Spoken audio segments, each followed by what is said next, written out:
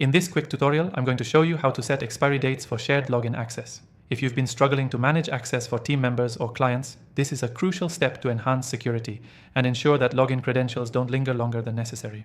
By the end, you'll know exactly how to control who has access and when it's time to remove it. Before we dive in, I've tried all the most popular software options for this task, and I'm going to recommend one that stands out. I've got an exclusive free trial link in the description below just for you if you want to follow along with me. Let's get started. To set expiry dates for shared login access, first you'll need to make sure that the software you're using allows for this feature. Not all platforms have it, but the one we'll be using today does, and I'll show you exactly where to find it. Once you're logged in, navigate to your user management or access settings section. This is where you control who can access your account. You should see a list of all users who have access to your system. This is the spot where you can make changes to their permissions, including setting an expiry date. Now look for the specific user or team member whose access you want to expire. You'll see an option for Edit Access or Set Expiry. Click on that option. Depending on the software, you might see a calendar or a date field where you can specify exactly when their access will expire. It's usually as simple as selecting a date from the calendar or manually entering a date.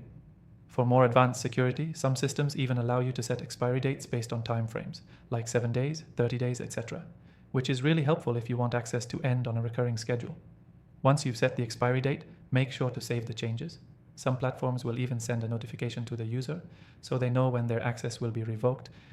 It's a good practice to notify your users ahead of time to avoid any confusion or interruptions. If your software supports it, you can also set reminders to alert you or the user before their access expires. This gives you more control and ensures you never forget to update or remove access when needed. Now, here's a quick tip. Always double-check the expiry settings, especially when you're adding multiple users or managing large teams. It's easy to forget small details, but staying on top of expiry dates will save you from security risks. One more thing before we finish up. If you don't have the software yet, I highly recommend you grab the exclusive free trial in the description below. It's available only to viewers of my channel, and it's a great way to try these features hands-on. Trust me, it's a game changer for managing shared login access. Key takeaway: setting expiry dates for shared login access is an essential security measure, and it's easy to set up with the right software. Remember, always make sure to double-check your settings and keep track of when access expires to avoid any unnecessary risks.